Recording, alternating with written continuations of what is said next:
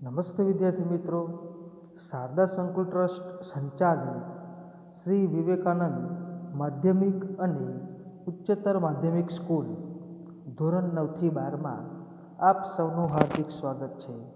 મારું નામ રણધીર ખાંટ.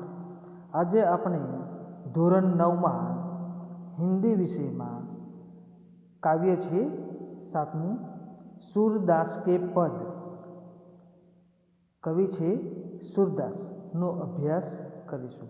મિત્રો, અહીં સૂરદાસ કે પદમાં સૂરદાસના 2 પદ આપવામાં આવેલા છે. સૂરદાસ કે પદ પહેલાં આપણે કવિ સૂરદાસનો પરિચય મેળવી લઈએ. સૂરદાસનો જન્મ 1478માં થયો હતો અને તેમનું નિધન 1573માં થયું હતું. महाकवि सूरदास जी का जन्म कुछ लोगों के मतानुसार दिल्ली के पास सीही नामक गांव में हुआ था. कई लोगों का मानना है कि इनका जन्म मथुरा के पास रेणुका क्षेत्र में हुआ था. इनका जन्मांध होना भी विवादास्पद है.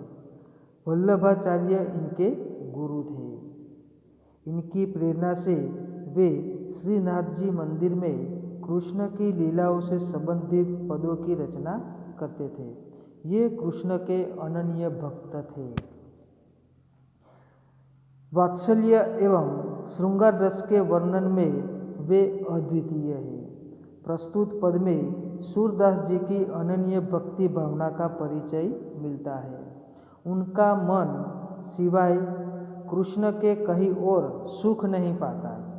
जिन आँखों ने कमल के समान नयन वाले श्री कृष्ण का दर्शन कर लिया हो, वे और देव की आराधना कैसे कर सकती है.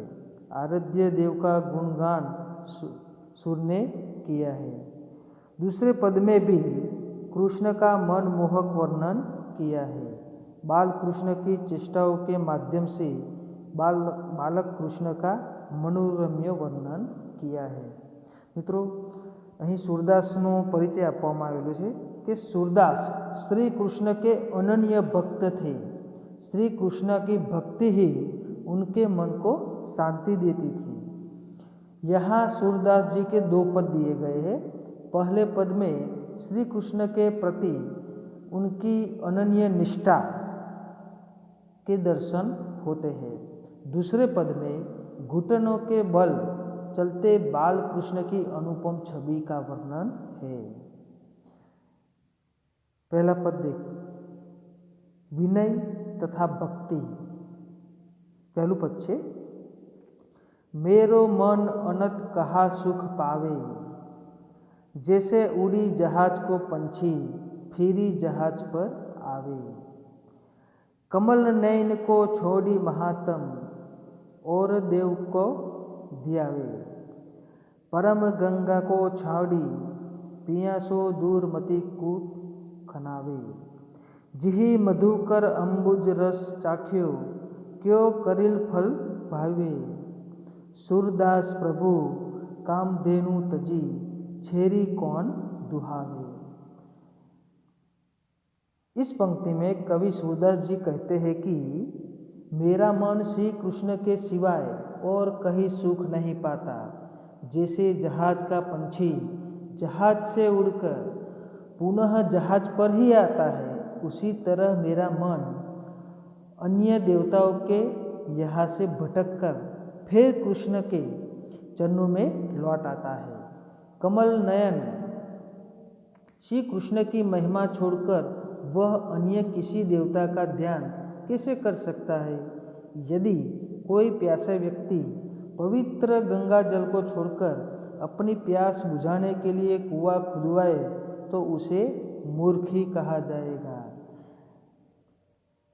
जिस भौरों ने कमल के रस का स्वाद चख लिया है, उसे करिल का फल कैसे अच्छा लगेगा.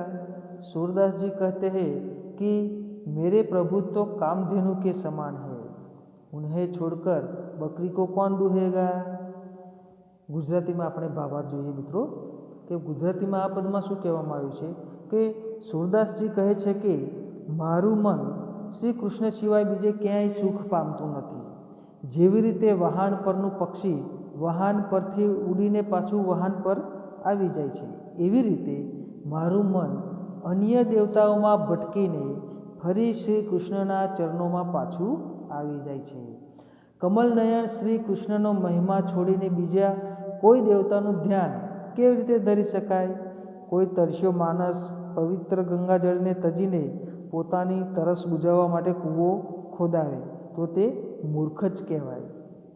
જે ભમરાએ કમળના રસનો સ્વાદ ચાખી લીધો હોય એને કેરડીનો સ્વાદ કેવી રીતે ગમે? સૂરદાસજી કહે છે કે મારા પ્રભુ તો કામધેનુ જેવા છે, એમણે છોડીને બકરીને કોણ દોહે? આગળનો દોહો જોઈએ. બીજો દોહો. શોભિત કર નવનીત લીએ ઘુટુરોન ચલન રેણુ તન મંડિત મુખ દધી લેપ કિએ ચારુ કપોલ લોલ લોચન ગોરોચન તિલક દિએ લટ લટકની મનુમત મધુપ ગન માદક મધુહી પિયે કઠુલા કંઠ વજ્ર કેહરી નખ રાજત રુચિર હિએ ધન્ય સુર એકો પલ यही सुख का सतकल जिए। અહીં મિત્રો બીજા पंक्ति में सूरदास जी कहना चाहते हैं कि हाथ में मक्खन लिए हुए बाल श्री कृष्ण अत्यंत सुंदर लग रहे हैं। वे घुटनों के बल चल रहे हैं, उनके शरीर पर धूल लगी हुई है और मुख में मक्खन लगा हुआ है। उनके गाल सुंदर और नेत्र चंचल है। उनके माथे पर गोरोचन का तिलक लगा हुआ है। उनके सिर के दोनों ओर लटें झूल रही है। वे मस्त मधु पीकर मस्त हुए भौरों के समान लग रहे हैं। गले में पहनी हुई चांदी की चौकियाँ, बदनखा और बजरबट्टू की माला हृदय पर सुशोभित हो रही है। सूरदास जी कहते हैं कि बाल कृष्ण की इस छवि को देखने का सुख एक पल के लिए भी मिल जाए तो भी जीवन धन्य हो जाए, फिर 100 कल्प तक जीने का कोई अर्थ नहीं। હવે મિત્રો એનો ગુજરાતીમાં આપણે ભાષાંતર કરીશું કે હાથમાં માખણવાળા બાલકૃષ્ણ અત્યંત સુંદર લાગે છે, ઘૂંટણીએ ચાલી રહ્યા છે, એમના શરીર પર ધૂળ ચોંટેલી છે અને મોઢા પર માખણ લાગેલું છે, તેમના ગાલ સુંદર અને નેત્રો ચંચળ છે, તેમના માથા પર ગોરોચનનું તિલક લાગેલું છે, તેમના મસ્તકની બંને બાજુએ વાળની લટો ઝૂલી રહી છે, તેઓ મસ્ત મધ પીને મસ્ત થયેલા ભમરા સમાન દેખાય છે।